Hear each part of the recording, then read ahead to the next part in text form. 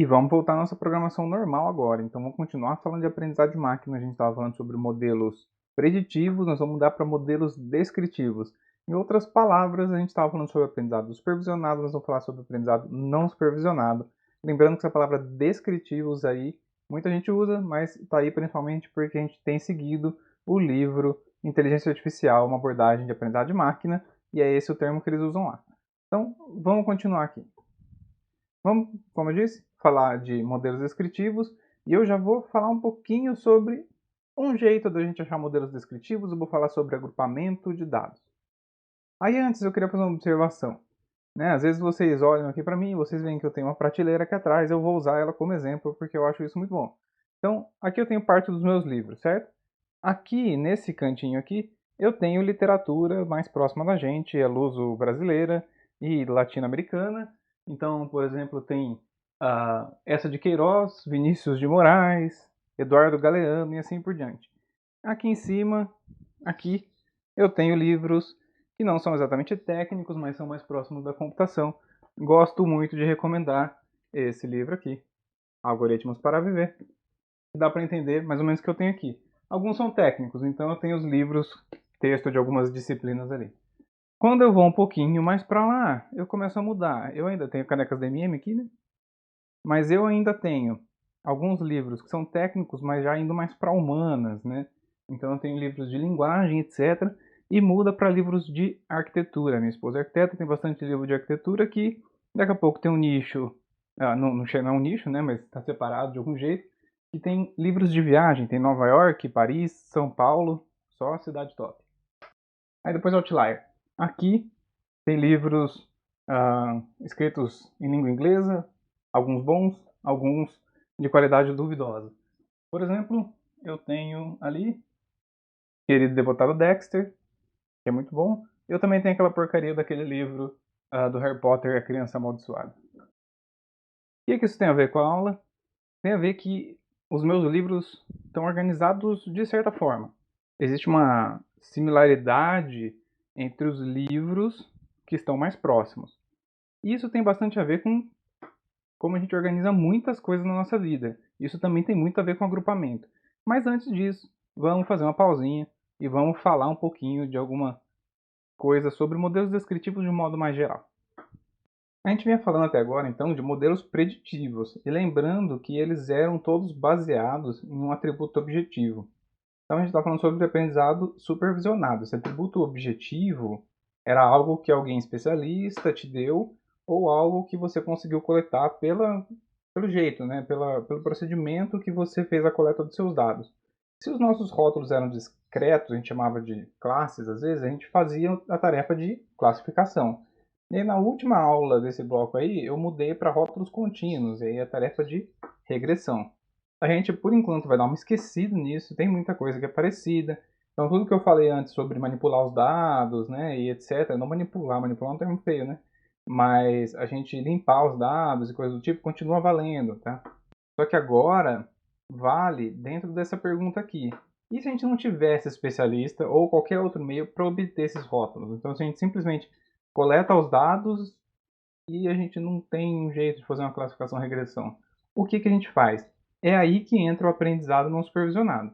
Vamos relembrar aquela definição do Mitchell, que um computador é dito, um programa de computador é dito aprender, né, de uma experiência E, com respeito a uma tarefa T, medida por uma medida de avaliação P, né? Se para essa tarefa T, que é medida por P, ela consegue ser melhorada, né, com E. A gente falou isso aqui lá para classificação e para regressão, o que era E, T e P. Aqui o E continua igual, você continua tendo um conjunto de dados, com a diferença que você tem um atributo a menos, que é aquele atributo alvo. As tarefas T, isso muda bastante, tá? A gente vai discutir isso já já. E P são medidas diferentes para cada uma das tarefas. Isso também não é tão diferente lá de aprendizado supervisionado, que eu tinha jeitos de medir a performance, né, de medir o desempenho da minha tarefa de classificação com determinadas medidas, de regressão com outras medidas. Então a gente está aqui usando de novo a figura lá do livro texto. A gente antes tinha descido por esse ramo aqui da árvore, a gente estava falando sobre aprendizado supervisionado. Agora nós vamos descer para esse ramo aqui. No livro texto fala sobre agrupamento, associação e sumarização. Vou falar rapidinho o que é cada uma das coisas. Sumarização é como o nome já diz. Eu tenho lá meu conjunto de dados e eu tento descrever ele de forma simples e compacta. Tudo bem? Então, essa tarefa aqui é muito mais para você entender os dados do que qualquer outra coisa. A associação, a gente vai aprender isso aqui, né, nas próximas aulas aí, é quando a gente quer encontrar padrões frequentes nos dados ou associações entre os atributos. Deixa isso aqui para quando a gente for falar especificamente desse cara. E agrupamento, a gente vai começar a falar já hoje algumas coisas. A gente quer encontrar relações de similaridade entre grupos de exemplos. Tem a ver com o exemplo que eu estava falando aqui sobre os livros que ficam aqui atrás de mim. Também tem outras tarefas. A redução de dimensionalidade é algo que não está aí, porque ela pode ser feita, né, de maneira supervisionada. A gente está falando de coisas não supervisionadas, então é difícil encaixar ali. Mas a maioria dos métodos é não supervisionado. Tá? Então, a ideia da redução de dimensionalidade, que ajuda outras tarefas, até mesmo classificação, até sumarização e assim por diante, é você pegar um conjunto que você tem N exemplos, transformar, desculpa, N atributos, né? E transformar ele num conjunto de dados que você tem um valor M muito menor do que N, tá? Só que tentando manter bem as propriedades dele. É algo como isso aqui, né? Então, se a gente tem essa árvore descrita em 3D aqui, a gente reduz a dimensão dessa árvore aqui para 2D. Destaque para o ninho aqui no fundo. Se tivesse uma escada, ó. Eu estou deixando aqui no material complementar links para vocês verem duas técnicas de redução de dimensionalidade que são muito conhecidas. Porque não vai dar tempo de a gente estudar isso nessa disciplina aqui. Né? Então eu vou deixar sobre o PCA e sobre o TSNE ou TISNE, dependendo de com quem você está conversando. O ponto agora é agrupamento de dados. Vamos começar a falar já sobre essa primeira tarefa do aprendizado não supervisionado. Esse é um assunto que mereceria uma disciplina inteira. E, de fato, eu já fiz uma disciplina inteirinha quando eu fiz minha pós-graduação, né, no doutorado especificamente, só de agrupamento de dados. Agrupamento de dados é uma tarefa final, mas também é uma tarefa meio, que é útil para várias coisas, me ajuda na análise exploratória de dados, então, quando eu estou querendo entender as características dos meus dados, eu posso fazer isso não para o conjunto de dados todo, mas eu posso separar em pequenos grupos e olhar por grupo. Tá? Depois vai ficar um pouco mais fácil de entender isso. Pode ser uma etapa importante, uma tomada de decisão, então, assim, do mesmo jeito que eu faço análise exploratória por pequenos subconjuntos dos meus exemplos, eu posso tomar decisões baseadas nisso também. Um exemplo clássico disso aqui é um exemplo de uma vendedora aí de automóveis, se eu não me engano, a história conta que era da Mercedes, que eles agrupam clientes que têm características similares, e aí eles sabem que eles conseguem vender um carro para alguém de um grupo A. Né? E aí eles, os outros clientes são similares, então nós vamos tentar vender o carro para o grupo A aqui também. Eles mandam catálogos, né, para as pessoas do grupo A aí, e talvez eles consigam ter um sucesso, né?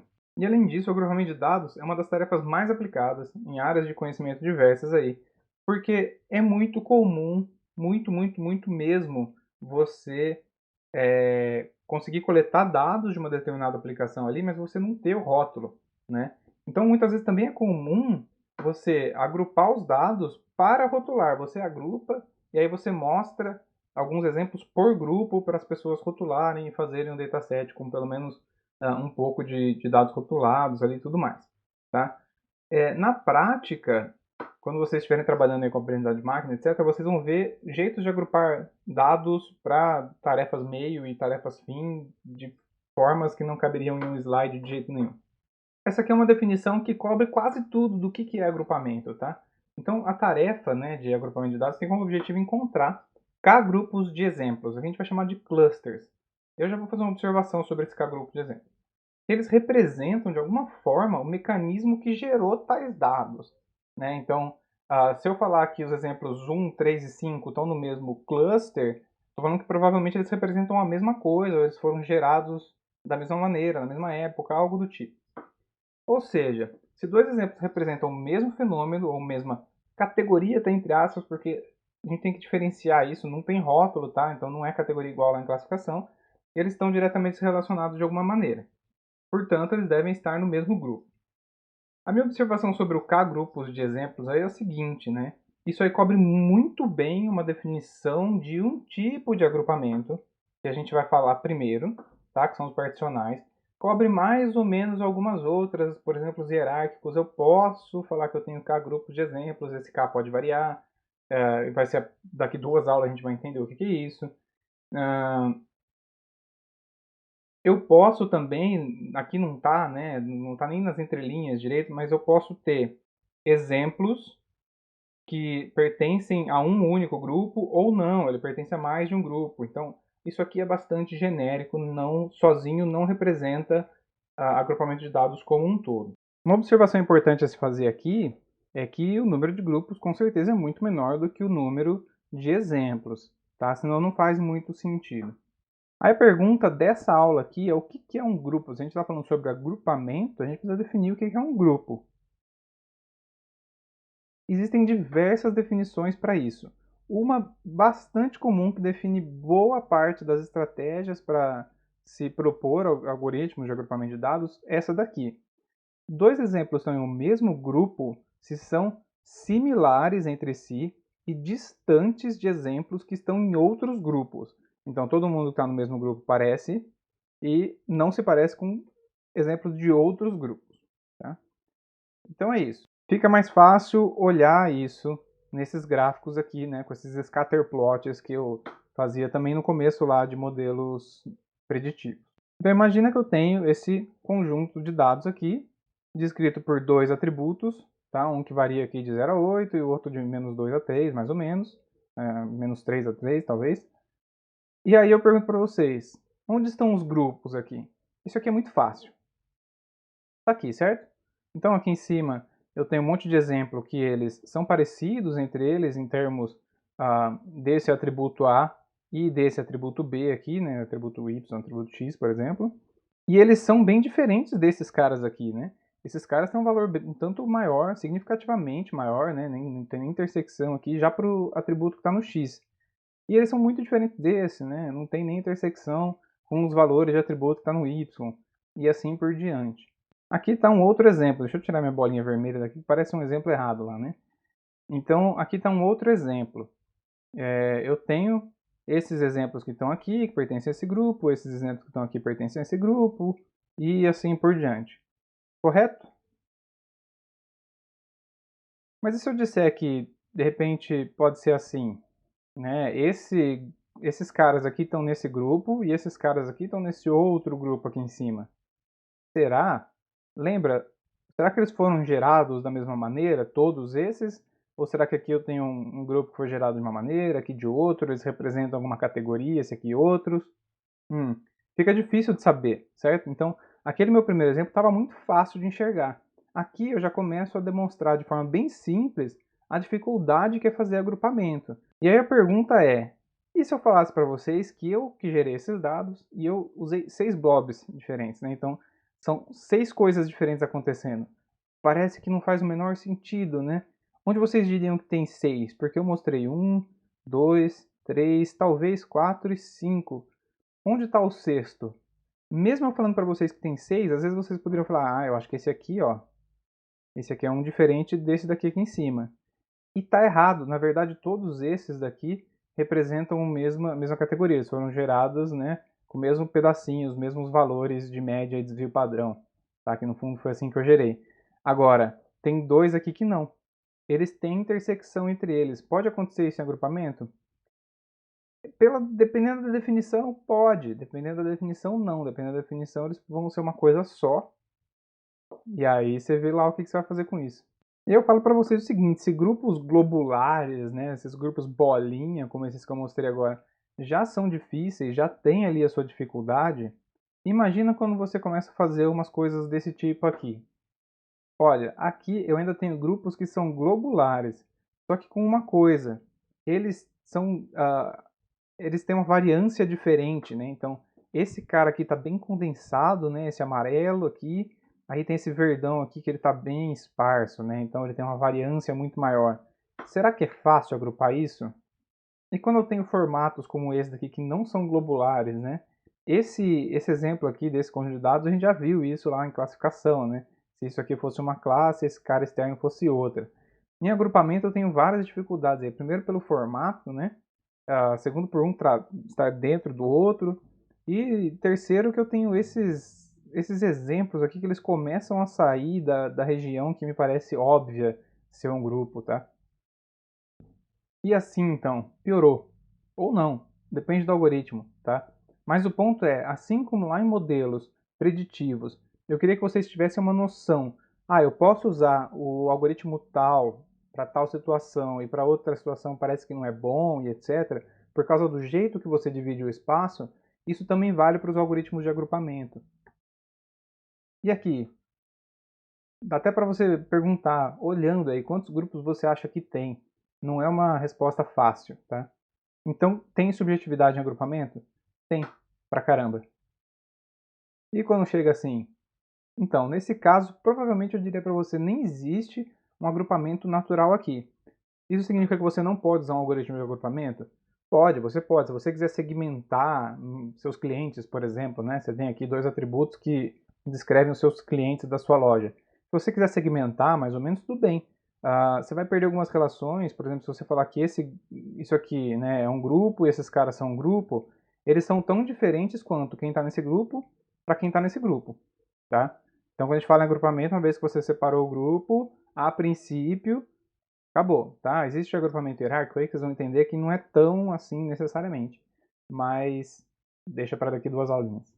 Vou falar sobre algumas definições de agrupamento de dados, né, de clustering, e essas definições elas são usadas para criar diferentes algoritmos de agrupamento. Então são assumptions, né, são suposições que são feitas sobre o que é um cluster e baseado nelas a gente cria novos algoritmos de agrupamento, tá? Eu vou ler. A primeira delas é: um cluster é um conjunto de pontos tal que qualquer ponto em um determinado cluster está mais próximo ou é mais similar a cada outro ponto nesse mesmo cluster do que qualquer ponto não pertencente a ele. Então é a ideia de cluster bem separado, aquele primeiro exemplo que eu dei. Essa suposição aí funciona, né? Então, de novo, se eu pegar um exemplo num cluster A, ele se parece mais com qualquer outro exemplo no cluster A do que qualquer exemplo no cluster B, tá? Então está bem separado, por isso esse nome é de cluster bem separado. A definição 2 eu vou ter que me tirar da tela. Ela diz o seguinte: um cluster é um conjunto de pontos tal que qualquer ponto de um dado cluster está mais próximo ou é mais similar, parece que a gente já viu esse está mais próximo ou é mais similar, né? Ao centro ou a um centro desse cluster do que ao centro de qualquer outro cluster. Então eu não estou mais comparando exemplo a exemplo, mas eu estou comparando um exemplo de um cluster com o meio da região aí que define esse cluster, tá? Esse centro aí, ele pode ser um centroide, e a gente vai usar um centroide. Centroide é a média, tá, de todos os exemplos num grupo, né? Ou ele pode ser um medoide. O centroide, a diferença entre o centroide e o medoide é que o centroide é um valor, tá? É um exemplo que pode não existir ali. Então você tem um vetor de valores que pode não representar um exemplo que está no meu conjunto de dados. O medoide não. O medoide tem que ser alguém que faz parte do meu conjunto de dados, tá? Nesses dois casos aí, a gente chama de cluster baseado em centro. Voltei. Para falar da definição 3, ela se parece um pouco à definição 1, mas tem uma diferença, tá? Então, um cluster é um conjunto de pontos, tal que qualquer ponto em um dado cluster está mais próximo, ou é mais similar, a um ou mais pontos nesse cluster do que qualquer ponto que não pertença a ele. Então, essa é a suposição do vizinho mais próximo ou de agrupamento transitivo. Antes, a diferença lá do bem separado é que eu estava olhando de um ponto num cluster para qualquer outro ponto naquele mesmo cluster. E aí, comparando isso com qualquer exemplo no outro cluster, certo? Agora eu estou falando assim, o cara mais próximo desse aqui tem que estar no mesmo cluster que ele, tudo bem? E aí, eu vou olhar, quer dizer, o cara mais próximo dele, que está no mesmo cluster, tem que ser mais próximo do que o cara mais próximo dele em qualquer outro cluster. Esse é o ponto, tá? Então eu não estou olhando mais para o cluster todo, mas eu estou olhando para o vizinho mais próximo, que é o que está aí. E aí eu tenho definições 4 e 5 e sai da tela de novo. Definição 4. Um cluster é uma região densa de pontos, separada de outras regiões de alta densidade por regiões de baixa densidade. Esse é o cluster baseado em densidade. A gente vai ter uma aula só sobre isso também para ficar um pouco mais fácil. Essa é a primeira vez que não aparece a palavra similaridade na definição. Só que tem similaridade envolvida aí sim, porque para a gente definir o que é densidade, né, a gente tem que definir como que os pontos estão próximos, né? Então, uma região densa é uma região onde tem muitos pontos próximos. Então, similaridade está envolvida aí de algum jeito também. Definição 5, que é o cluster baseado em similaridade, vejam só. Ele diz que um cluster é um conjunto de pontos que são similares, enquanto pontos em clusters diferentes não são similares. Ele é uma forma bem genérica de juntar um com o 2 ali. Tudo bem? É uma forma um pouco mais abstrata e tem muito algoritmo que é baseado mais nesse aí mesmo. E aí entra aquela pergunta que não quer calar. O que é similaridade? Né? O que é ser similar? O que é ser diferente? Então a gente já vai discutir um pouquinho sobre isso lá na aula de KNN. Não vou entrar muito nesse detalhe. Se o Diego da edição lembrar, vai ter um card lá em cima, beleza? Aliás, não é nem o Diego da edição, né? O Diego do upload no YouTube. A gente já deu um exemplo, se eu não me engano, era o John Travolta lá no KNN, aqui o Steven Tyler. Mas como tem gente nova aí fazendo essa aula, talvez tenha pessoas que nem saibam quem é o Steven Tyler, resolvi colocar alguma coisa um pouco mais atual aqui. E aí, vocês acham que esses caras aí são similares, são diferentes? Eu acho que essa foto da esquerda é mais similar à foto da direita nesse segundo caso aqui. Mas isso é subjetivo. Então, a subjetividade dos algoritmos de agrupamento já começa na definição de similaridade. Tá? Isso acontece em muitas coisas aí em aprendizado de máquina, normal. E aí, aqui é para mostrar o seguinte, né? Esse exemplo está lá no livro texto. Imagina que eu tenho esses objetos aqui, tá? Então eu tenho essas coisas mais quadradas, retangulares, tenho coisas mais redondas, né? Ou elipsoides e tal. Eu tenho cor diferente também, cinza, branco, etc, né? Como é que eu agrupo esses caras? Tem um monte de jeito, né? Então o primeiro deles é agrupar por forma. Então todo mundo que é redondo ou elipsoide, né, elipsoidal, fica num grupo, todo mundo que é reto, né, então retângulos, fica no outro grupo. Ah, eu posso também agrupar pela cor aqui, né, do preenchimento. Então todo mundo cinza vai para um grupo, todo mundo branco vai para outro grupo. E eu também posso, pelos dois, né, eu posso, pelas duas regras, por forma e pela cor do preenchimento. E aqui já está até um número diferente de clusters. Então, até o número de clusters é subjetivo em alguns casos. Aqui tem alguma coisa que a gente tem que levar, né, são critérios que a gente tem que levar em conta aí, tá? Já considerando que os algoritmos têm que ser eficientes, tá? Porque isso é um critério que eu vou levar em conta sempre. Eu também tenho que ter, por exemplo, compactação ou homogeneidade. Cada item aí fica mais fácil para explicar de onde vem essa compactação. Então, a variação intra-cluster tem que ser pequena. Variação intra-cluster significa, né, a distância entre os exemplos do mesmo cluster e tal. Usualmente, quando a gente usa essa ideia aí de compactação, a gente acaba encontrando clusters hiperesféricos, então globulares e tudo mais, tá? E melhor ainda, clusters que estejam bem separados, tá? Esse tipo de suposição aqui falha para formas mais complexas. Então, esse cara vai funcionar muito bem aqui, certo? Esse cara não vai funcionar bem aqui. Esse cara da compactação talvez funcione aqui, depende de como que você... Aquilo lá está meio abstrato, né? Depende de como que você interpreta aquela questão da compactação. Tudo bem? Encadeamento ou ligação, né? Aí tem um conceito mais de localidade. Então, os vizinhos mais próximos dividem o mesmo cluster. Eu queria que vocês fizessem o exercício de tentar ligar essas suposições que eu estou falando agora com aquelas 5 suposições que eu falei antes. Isso daqui é bom para quando você tem formas arbitrárias e ruim quando você tem pouca separação espacial. Então vamos lá de novo, né? Ele é bom para esse aqui? Ele até é porque está bem separado, tá? Mas eu vou mostrar que não necessariamente seria verdade. Ele é bom para esse daqui? É, tá? Mas é o seguinte, eu tenho que definir melhor o que é vizinhança. Porque senão eu vou falar que tudo isso aqui é um grupo só, tá? Ou eu vou falar que isso aqui são dois grupos, ou vários grupos. Depende, né? Depende do que eu falo que é próximo. Porque, por exemplo, esse pontinho que está aqui, se eu definir uma região de vizinhança um pouco maior, ele pode fazer com que eu ligue isso aqui com todo o resto. Agora, se eu quiser não fazer isso, de definir uma ligação menor, né, falar que vizinhos são bons, são próximos, por causa de uma distância menor, talvez eu quebre o meu grupo aqui também, tá vendo? Então tem essa regiãozinha aqui. Isso vale para esse cara também. Eu posso dizer que todo mundo é o grupo se eu colocar uma distância, né, se essa distância aqui eu falar que é próxima o suficiente. Aí todo mundo vai ser um grupo só. Então, isso funciona para formas arbitrárias, mas tem aí suas dificuldades, tá? Tem suas sensibilidades aí. Também tem o critério de agrupamento que, né, leva em conta a separação espacial. Então considera apenas distância entre os clusters, tá? Então é um critério que pode ser utilizado em conjunto com os anteriores. Então os anteriores eu estou falando mais do intra-cluster e aqui eu estou falando mais do extra-cluster, tá? Que é a parte de fora. Então que são essas regiões aqui que estão entre os grupos, tá?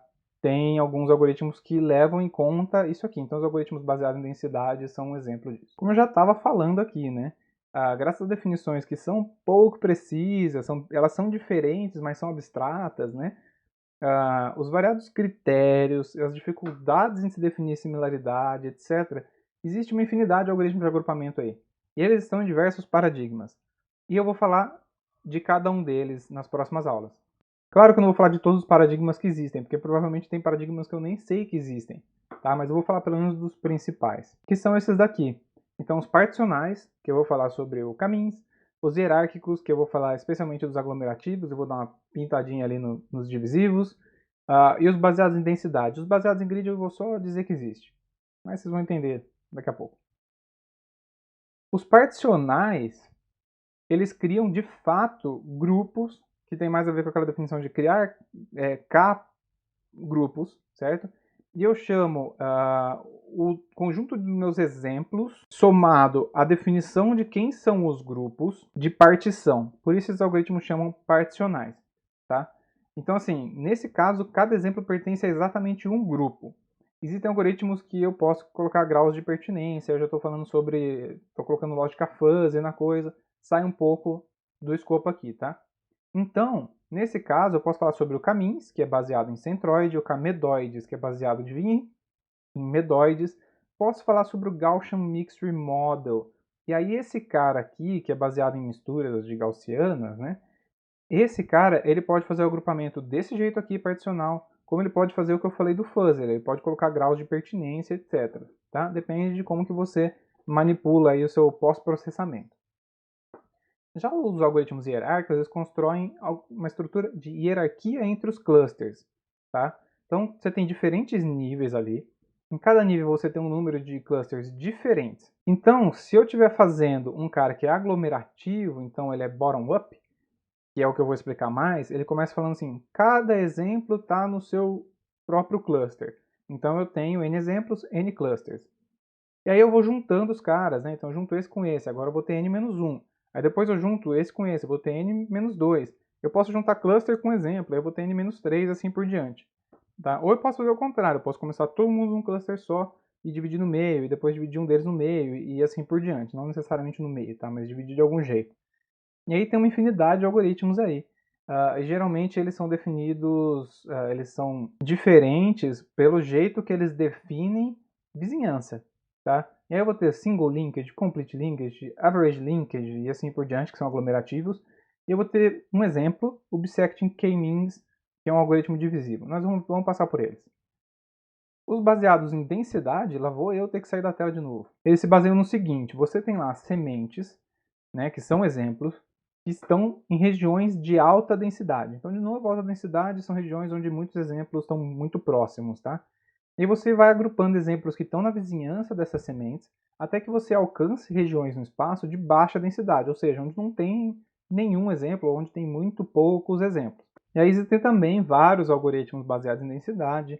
Dois exemplos são o DBSCAN e o DensityPix. Eu vou falar sobre o DBSCAN em algumas aulas, né, daqui para frente. E apesar de eu ter falado sobre todos esses critérios, né, todas essas suposições para você criar algoritmos de agrupamento, nem sempre elas funcionam sozinhas. Então, se eu considerar a homogeneidade do critério, né, usar um só, como é que eu vou achar esses grupos aqui? Então, eu tenho aqui globulares, eu tenho aqui uma forma completamente arbitrária, eu tenho densidades diferentes, né? Eu tenho os caras que se parecem entre si aqui, esses daqui, se eu fizesse só aquela suposição dos vizinhos mais próximos, eu ia falar que tudo isso aqui é um grupo só, e assim por diante. Nossa, como é que eu resolvo isso? Meio que não resolve, isso pode... Uma coisa que pode te ajudar nisso aí é você fazer modelos múltiplos, que não faz parte desse curso aqui, vai fazer parte de Aprendizado de Máquina 2. Aguarde. Eu queria só lembrar que tudo aquilo que eu já falei sobre medidas de distância vale, né? Então tem essas propriedades aqui, que essas 4 propriedades juntas elas fazem ser uma métrica. Se eu tirar alguma delas, eu posso chamar no máximo de medida de distância ou similaridade. A gente vai usar a distância euclidiana, especificamente a distância euclidiana ao quadrado, que a gente já falou na aula de KNN. Também a gente pode usar outras medidas de distância, tá? Esse daqui está um exemplo, a medida de similaridade do cosseno é muito usado para agrupar textos. E infelizmente a gente não vai falar sobre isso, tá? Mas você pode modelar o seu texto num modelo de linguagem muito simples, que é o chamado Bag of Words. Se você não sabe o que é isso, não tem muito problema, tá? Mas é um modelo de linguagem esparso, bem esparso, e aí você usa geralmente a similaridade cosseno, porque ela é robusta. Você está modelando um texto pequenininho, um tweet, ou você está modelando algo bem grande, uma notícia jornalística, sei lá, alguma coisa assim. E elas são muito similares, mas elas têm vetores similares no espaço, mas de tamanho diferente, tá? Então a norma é diferente. E a similaridade do cosseno me ajuda a falar que eles dois são parecidos. Não importa se você não entendeu muito isso, mas o ponto é, se você cair num dia aí na sua vida um problema de agrupamento de textos, se você quiser juntar eles de alguma forma, pense no que eu falei aqui. E aí tem outras coisas, né? Então tem correlação, né? Então eu posso usar correlação? Posso usar correlação. Não é medida de distância, não é medida de similaridade. Medida de correlação. Tá? E um exemplo que está aí é a correlação de Pearson. Existe uma infinidade de coisas, tem material complementar sobre medidas de distância e similaridade e assim por diante. Então é isso. Essa foi uma aula muito conceitual para falar sobre algoritmos de aprendizado não supervisionado com foco em agrupamento. E na próxima aula eu vou falar de um algoritmo de agrupamento muito famoso e depois na próxima aula também, e depois na próxima aula também, e assim por diante. Beleza?